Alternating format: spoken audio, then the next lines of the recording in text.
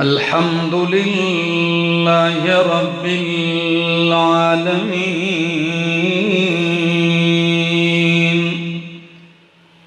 والعاقبة للمتقين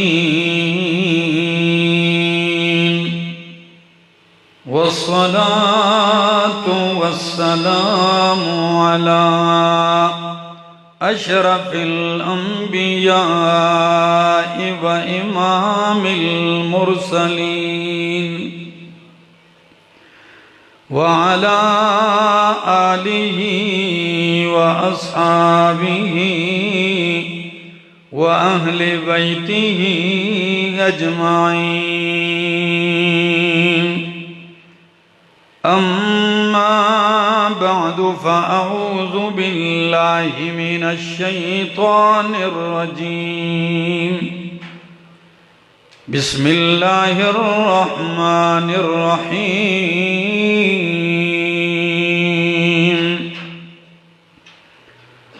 الرحمن علم القرآن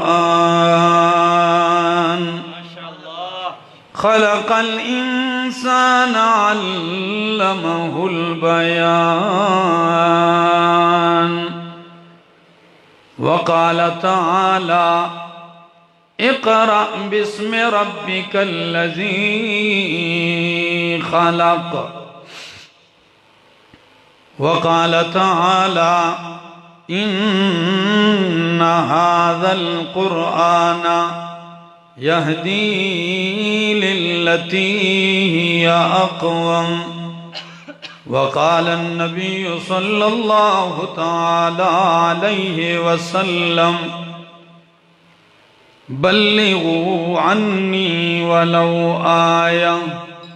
سبحان ربك رب العزة عما يصفون وسلام على المرسلين والحمد لله رب العالمین.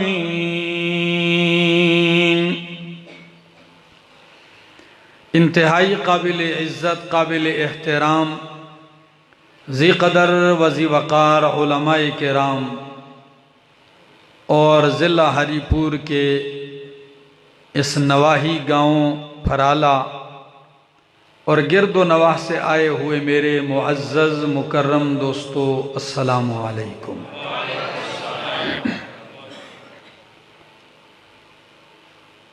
رمضان المبارک کا مہینہ آخری لمحات میں ہے اور آخری عشرے کی تاک راتوں کی بھی آخری رات ہے. قرآن کریم کی مجلس ہے، آپ نے اللہ کا قرآن سنا اور حضرت قاری صاحب نے آپ کو قرآن مقدس سنایا. اللہ ان کا سنانا اور آپ کا سننا قبول اور منظور فرمائے. دوستو، قرآن کریم یہ وہ نسخہ ہدایت ہے کہ اس کتاب کے ذریعے اللہ نے عالم کے اندر اصلاح عقیدہ کا وہ انقلاب برپا کیا ہے جس کی مثال تاریخ عالم میں نہیں ملتی. آپ اندازہ لگائیں، ایسی قوم جس قوم کی عادات تباہ، اخلاقیات تباہ و برباد، عقیدہ و دین تباہ و برباد، اللہ کے گھر میں بتوں کا ڈیرا لگا ہوا ہے، 360 بت رکھے ہوئے ہیں، جو بیٹیوں کو زندہ رہنے کا حق دینے کو تیار نہیں، انہیں زندہ درگور کرنے کے لیے باپ تلا ہوا ہے. ایسے معاشرے کی اصلاح کیسے کی جائے؟ کس کتاب کے ذریعے کی جائے؟ کون سا نسخہ ان کے لیے تجویز کیا جائے؟ تو اللہ رب العزت نے بگڑی ہوئی انسانیت کو سنوارنے کے لیے، سدھارنے کے لیے، ان کی تعمیر نو کے لیے جس نسخے کا انتخاب فرمایا اسے قرآن کہتے ہیں۔ اور وہ نسخہ جس ہستی کو دیا کہ آپ نے اس نسخے کے ذریعے ان لوگوں کی اصلاح کرنی ہے، اس ہستی کا نام نامی اسم گرامی محمد صلی اللہ علیہ وسلم ہے۔ قرآن کریم کو اللہ نے سراپا نور بنا کے نازل کیا، اور قرآن نرا نور ہی نور ہے۔ قرآن کیا کہتا ہے ذرا دیکھیے، قَدْ جَاءَكُمْ بُرْهَانٌ مِّن رَبِّكُمْ وَأَنزَلْنَا إِلَيْكُمْ نُورًا مُبِينًا۔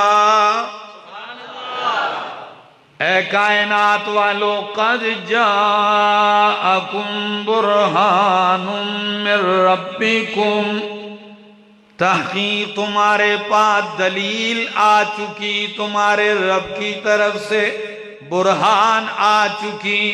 وَأَنزَلْنَا إِلَيْكُمْ نُورًا مُبِينًا، اور ہم نے تمہاری طرف نور مبین اتارا۔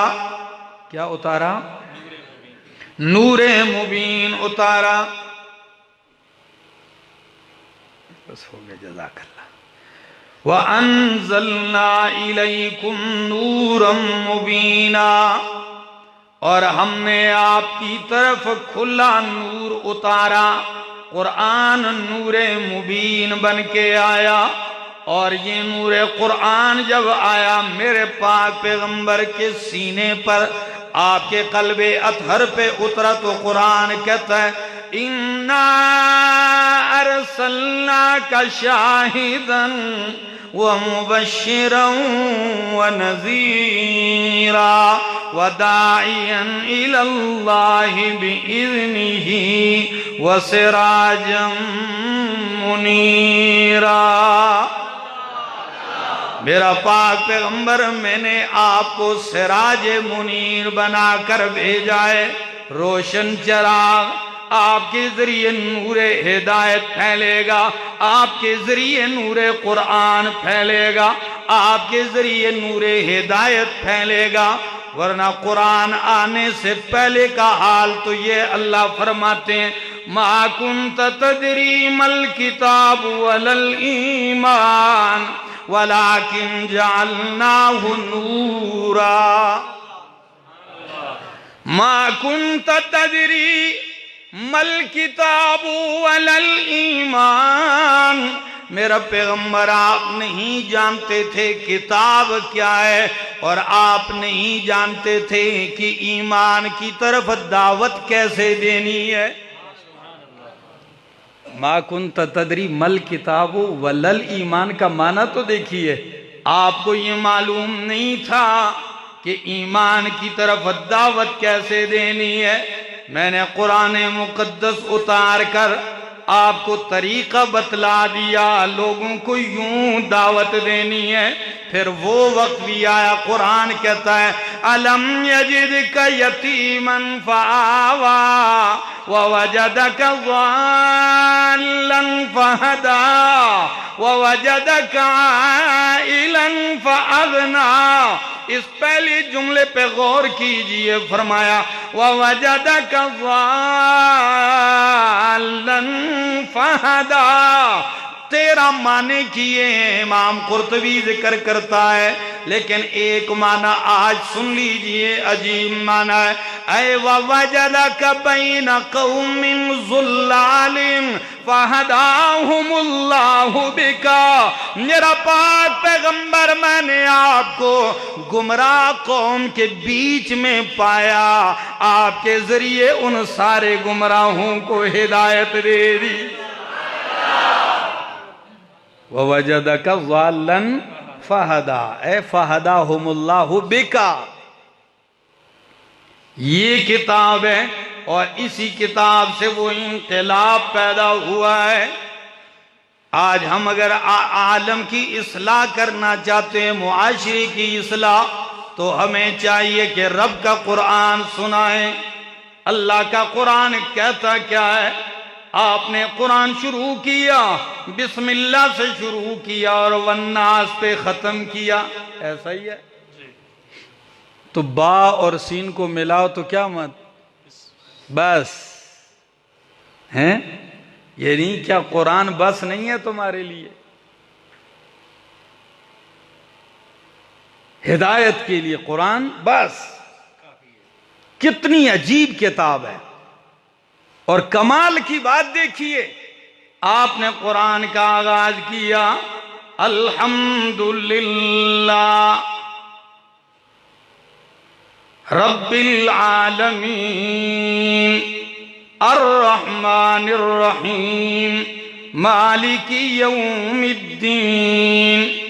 آپ قرآن ختم کر رہے ہیں، فاتحہ بھی نری توحید ہی توحید ہے، اور 30 پارے آپ پڑھنے کے بعد جب آخر میں پہنچتے ہیں پھر فرمایا قل هو اللہ احد، کہ او انسان، اللہ کی توحید کا اعلان جو آپ نے شروع کیا تھا قرآن کے آغاز میں، بڑی باتیں آئیں قرآن کے بیچ میں، نکاح کے مسائل، طلاق کے مسائل، خلو کے مسائل، عدت کے مسائل، رضاعت کے مسائل، جہاد کے مسائل، زکوٰۃ، قربانی، حج، صدقہ، خیرات، لیکن کبھی یہ مسئلہ مرکزی بھول نہ جائے، وہ کیا ہے؟ قل هو اللہ احد، کہ اللہ ایک ہے، اللہ یہ نہ بھول جائے کہیں تم سے۔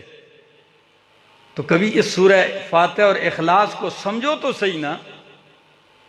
قل هو اللہ احد اللہ الصمد لم یلد ولم یولد قل هو اللہ احد۔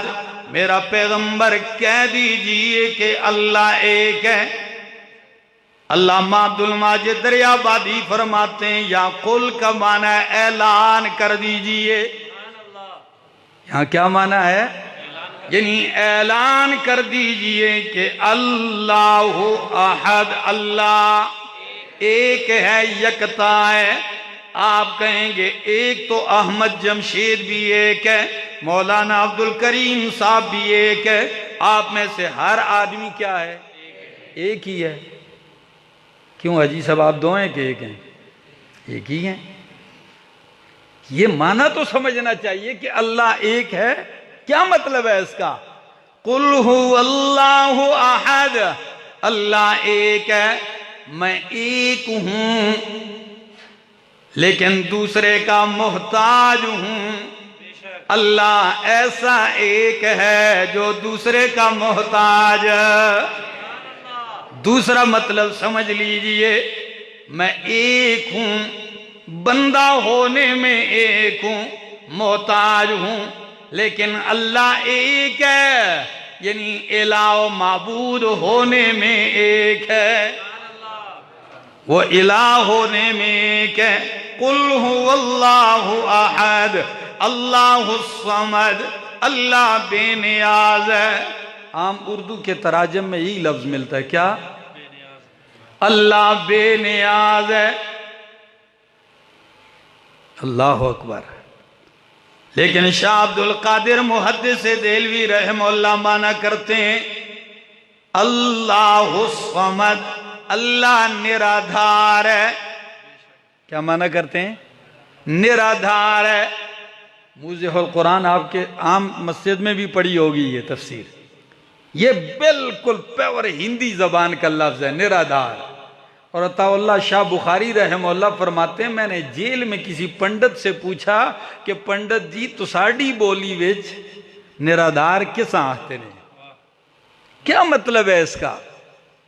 تو وہ پنڈت کہنے لگا ہماری بولی میں ہم نرادھار گاؤں میں بستی میں اس آدمی کو کہتے ہیں کہ سارا گاؤں اس کا محتاج ہو، اور وہ گاؤں میں کسی کا محتاج نہ ہو۔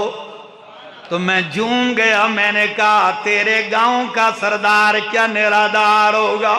حقیقی نرادار تو اللہ ہے کہ ساری کائنات اس کی محتاج ہے اور وہ کسی کا محتاج نہیں ہے۔ انتم الفقراء الی اللہ، تم سارے کس کے محتاج؟ اللہ کے محتاج ہو۔ واللہ هو الغنی، وہی غنی ہے، بے پرواہ ہے۔ اور مولانا شاہ رفیع الدین رحمہ اللہ مانا کرتے ہیں اللہ صمد، اللہ بے احتیاج ہے۔ انہوں نے صمد کا معنی کیا کیا ہے؟ بے احتیاج، یعنی اس کو کسی کی طرف احتیاج حاجت نہیں ہے۔ اچھا، اور عام اردو والے نرادار مانا کرتے ہیں، لیکن کیا کریں، ہماری بولی اتنی مختصر سی، ہمارے پاس الفاظ ہی نہیں ہے۔ سورت اخلاص کا کمال ہے یہ لفظ صمد جو اللہ کا نام ذکر کیا ہے، پورے قرآن میں یہ صرف سورہ اخلاص کا امتیاز ہے کہ صمد کا لفظ صرف اسی صورت میں آیا ہے، یہ کسی دوسری صورت میں نہیں آیا ہے۔ اتنا جامع لفظ استعمال کیا ہے۔ آپ امام ابن کثیر کی تفسیر دیکھیں، آپ کی عقل دھنگ رہ جائے گی۔ آپ امام آلوسی رحمہ اللہ کی تفسیر روح المعانی دیکھیں، وہ صمد کے معانی ذکر کرتے ہیں، مصداقات ذکر کرتے ہیں، آپ حیران رہ جائیں گے، اتنا جامع لفظ ہے۔ تو عربی کا اتنا وسیع لفظ مفہوم کے اعتبار سے، اردو، ہندی، پشتو میں اس کی ترجمانی ایک لفظ سے ہو سکتی ہے؟ ہاں، کوشش یہ کرتا ہے ایک مفسر کہ ایسا لفظ استعمال ہو کہ جو اس کے قریب ہو، کسی حد تک اس کا معنی کیا کر دیا جائے۔ ہندوستان کے قریب زمانے میں ایک عالم گزرے ہیں، مولانا حمید الدین فراہی۔ علامہ عبد الماجد دریابادی اپنی تفسیر ماجدی میں ان کے حوالے سے اس کا معنی لکھتے ہیں، وہ بڑا عجیب معنی کرتے ہیں۔ وہ کہتے ہیں اللہ الصمد قل هو اللہ احد، کہہ دیجئے کہ اللہ بے ہمہ ہے، اللہ الصمد، اللہ باہمہ ہے۔ اب آپ اردو والے جا کے پڑھتے رہیں بے ہمہ کا کیا مطلب اور باہمہ کا کیا مطلب ہے، اپنے اپنے انداز سے اس لفظ کو ادا کرنے کی کوشش کیجیے۔ اور امام آلوسی فرماتے ہیں الصمد الذی یصمد الیہ فی الحوائج، صمد وہ ذات ہے کہ حاجتوں میں، ضرورتوں میں، پریشانیوں میں، غموں میں جس کی طرف رجوع کیا جائے وہ صمد ہوتا ہے۔ اور امام قرطبی کہتا ہے زیادہ آگے پیچھے جانے کی ضرورت ہی نہیں، قرآن خود کہتا ہے صمد کون ہوتا ہے، لم یلد ولم یولد، یہ صمد ہی کی تفسیر ہے کہ صمد وہ ہے لم یلد ولم یولد، جس نے کسی کو جنا بھی نہیں، یعنی وہ کسی کا باپ بھی نہیں، ولم یولد، اور اس کو کسی نے جنا بھی نہیں، یعنی وہ کسی کا بیٹا بھی نہیں ہے، وہ ہے صمد۔ لم یلد ولم یولد ولم یکن لہ کفوا احد۔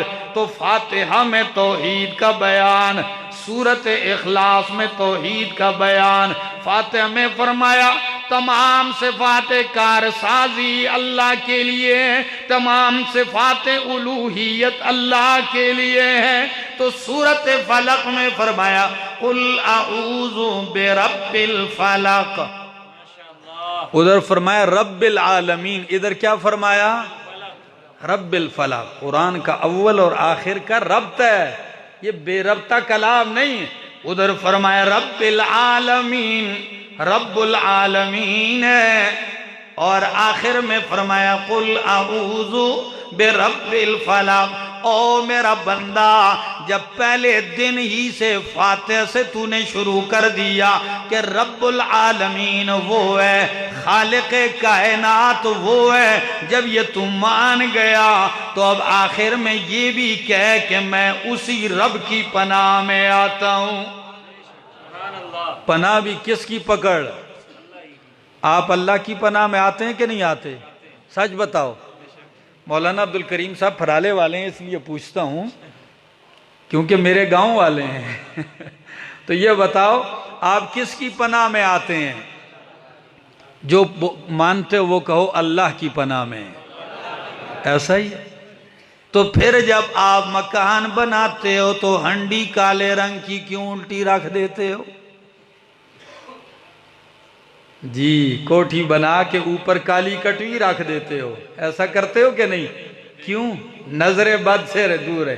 اچھا چلو یہ بھی خیر، گاڑی لے لی، نیچے چھوٹے بچے کی جوتی لٹکا دی، اکثر گاڑیوں کے نیچے لٹک رہی ہوگی، ایسا ہی ہے؟ کسی گاڑی والے سے میں نے پوچھا بھائی یہ کیا مسئلہ ہے؟ کہتا ہے اس کو نظر بد نہ لگے، یہ مصیبت سے بچی رہے۔ میں نے کہا گاڑی تجھ سے زیادہ قیمتی نہیں، یہ جوتا تو گلے میں لٹکا لے تاکہ تجھے ہی کبھی تکلیف نہ پہنچے، اپنے گلے میں کیوں نہیں ڈالتا؟ عجیب لوگ ہیں، عجیب عجیب نظریات ہیں۔ ہم نے اپنی قیمتی چیزیں ایسی چیزوں کی پناہ میں دے دی۔ اللہ فرماتے ہیں قرآن پڑھنے کے بعد اب اپنے آپ کو اور اپنے مال کو ان کی پناہوں میں نہیں دینا، کس کی پناہ میں دینا ہے؟ قل اعوذ برب الفلق، کہہ دیجئے میں پناہ میں آتا ہوں مخلوق کے رب کی۔ فلق بمانے مخلوق کے ہے اور مخلوق بمانے مخلوق کے ہے۔ میں مخلوق کی رب کی پناہ میں آتا ہوں، کیونکہ مخلوق کا رب وہ ہے، میں اسی کی پناہ میں آتا ہوں۔ اور قل اعوذ برب الفلق من شر ما خلق، اللہ جو جو چیز تو نے پیدا کی ہے ان ساری چیزوں کے شر سے اللہ میں تیری پناہ میں آتا ہوں۔ ومن شر غاسق اذا وقب، اندھیری رات کی شر سے جب وہ چھا جائے، رات کی شر سے پناہ مانگی گئی ہے۔ وجہ کیا ہے؟ چور چوری کے لیے رات کا انتخاب کرتا ہے، ڈاکو ڈاکے کے لیے رات کا انتخاب کرتا ہے، قاتل قتل کے لیے رات کا انتخاب کرتا ہے، زانی شرابی اپنی بدکاری کے لیے رات کا انتخاب کرتا ہے۔ بیماریاں رات کو زیادہ پھیلتی ہیں، جراثیم رات کو زیادہ پھیلتے ہیں، موذی جانور یہ رات کو باہر نکلتے ہیں اور شیاطین رات کے وقت باہر نکلتے ہیں۔ تو خاص کر فرمایا من شر غاسق اذا وقب، رات کو خود بھی پڑھا کرو، اپنے بچوں پر بھی یہ صورت دم کیا کرو، کبھی پریشانی کا سامنا نہیں ہوگا انشاءاللہ۔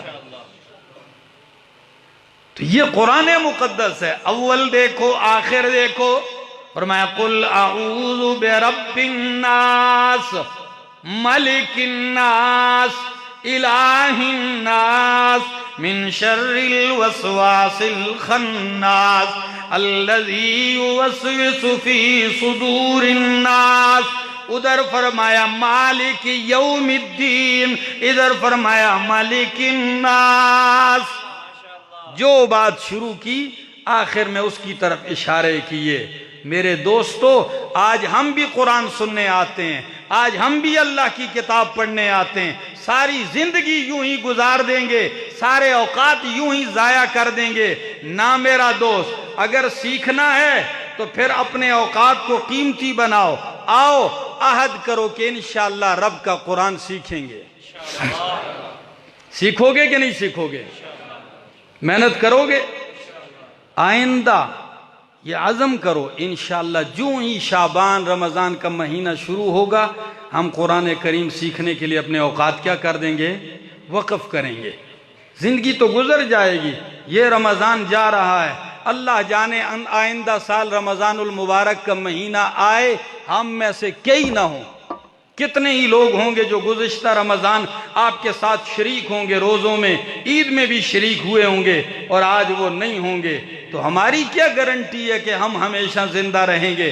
میرے دوستو، قرآن کہتا بھی ہے کہ اپنی صلاحیتیں قرآن پہ لگاؤ۔ میں نے خطبے میں جو آیت تلاوت کی تھی سورہ رحمان کی، کیا؟ الرحمن علم القرآن خلق الانسان علمہ البیان۔ ان لفظوں پہ غور کرو۔ الرحمن، اللہ مہربان بادشاہ ہے۔ علم القرآن، جس نے قرآن سکھایا۔ خلق الانسان علمہ البیان، پیدا کیا انسان اور سکھایا اسے بیان۔ پھرالے والو یاد رکھو گے، فرمایا الرحمن۔ سورہ رحمان کا آغاز کس صفت سے کیا گیا؟ الرحمن۔ اللہ کے نام تو بہت سارے ہیں، رحیم بھی، کریم بھی، غفور بھی، وہاب بھی، رزاق بھی، فتاح بھی، لیکن آغاز کیا الرحمن۔ چوٹی کی صفت ذکر کی ہے رحمان۔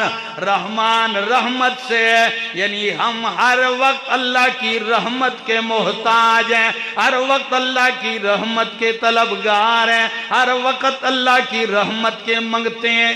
یہ پہلی بات یاد رکھو۔ کون سی صفت ذکر کی ہے؟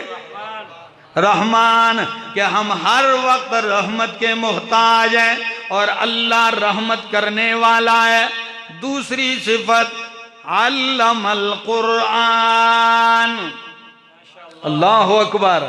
فرمایا اللہ نے بندے کو قرآن سکھلایا۔ کیا سکھلایا؟ اب آپ کہیں گے سکھایا تو اللہ نے، اور بھی بہت کچھ ہے۔ کیا؟ بہت کچھ سکھایا، صرف قرآن کو کیوں ذکر کیا؟ فرمایا چوٹی کی چیز قرآن ہے، کمال کی نعمت کیا ہے؟ اچھا ذرا آگے دیکھیے۔ خلق الانسان علمہ البیان، پیدا کیا انسان اور اسے سکھایا بیان۔ کیا سکھایا؟ بیان سکھایا۔ اپنی مخلوق میں چوٹی کی مخلوق انسان کا ذکر کیا ہے، اور پھر انسان کو اللہ نے چلنا بھی سکھایا، سننا بھی سکھایا، دیکھنا بھی سکھایا، تھامنا بھی سکھایا، لیکن ان چیزوں کا ذکر نہیں کیا، بلکہ کس کا ذکر کیا؟ بیان، بولنے کا ذکر کیا، کہ میں نے اسے بولنا سکھایا۔ اس لیے کہ انسان حیوان ناطق بنا ہی بولنے کی وجہ سے ہے۔ بیان سکھایا، یہ چاروں چیزیں ذکر کر کے بتلا دیا کہ او میرا بندہ، اپنی سب سے زیادہ بڑی صلاحیتیں، اپنی کام کی صلاحیتیں، بیان والی صلاحیت لگا تو قرآن کے بیان پہ لگا دے۔ اگر تجھے طاقت دی ہے بیان کی، بولنے کی، تو یہ بولنے والی طاقت کس پہ لگا دے؟ قرآن پہ لگا دے، اس پہ لگا دے۔ ساری زندگی یوں ہی گزارے گا، کب سیکھے گا قرآن؟ کب تجھے فرصت ملے گی؟ کب تجھے موقع ملے گا؟ ہاں جب فرشتہ آ جائے اور کہے چل تیاری کر، تو اس وقت اگر ہم عذر پیش کریں گے تو مان لیا جائے گا؟ اللہ اکبر، نہیں مانا جائے گا۔ تو آئیے ابھی ہمارے پاس وقت ہے، اپنے وقت کو قیمتی بنائیں اور سیکھیں قرآن۔ میں تو بیمار بھی تھا، مجھے شدید بخار تھا اور گلے کی بھی تکلیف تھی، لیکن مولانا عبدالکریم صاحب مجھے بہت عزیز ہیں، تو میں نے بجائے عذر پیش کرنے کے حاضری یقینی بنائی اور آپ کے سامنے حاضر ہوا اور چند جملے کہے۔ میں دعاگو ہوں اللہ میری یہ حاضری قبول فرمائے، اور اگر زندگی نے موقع دیا پھر آئیں گے۔ آخر دعوانا ان الحمدللہ رب العالمین۔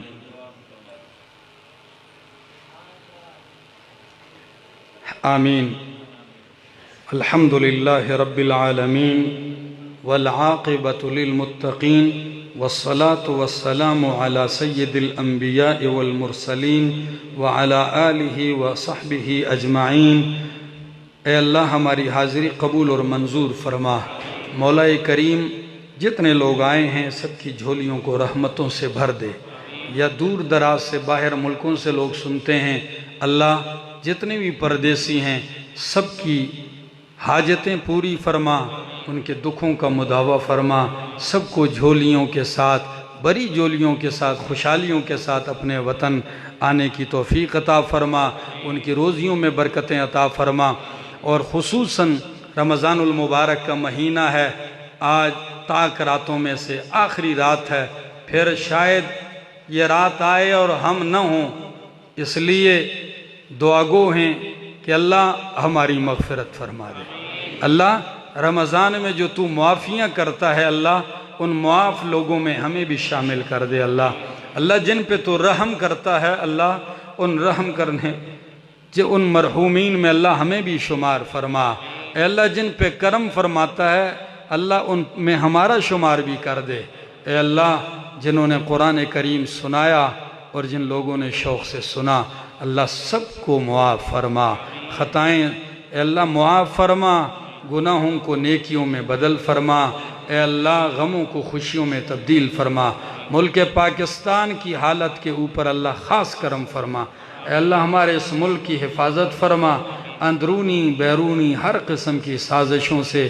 اللہ جو بے چینیاں ہیں، جو بے روزگاریاں ہیں، جو غریبوں کی پریشانیاں ہیں، میرے مالک تو ہی دستگیری فرما، تو ہی کرم فرمائے گا تو کچھ کام بنے گا۔ اللہ تو کرم فرما۔ اے اللہ امت مسلمہ کی حالت زار پہ رحم فرما۔ مسلمانان عالم کے اللہ ان کی جان مال عزت دین آبرو وطن کی حفاظت فرما۔ وصلی اللہ تعالی علی النبی الکریم وعلی آلہ وصحبہ اجمعین۔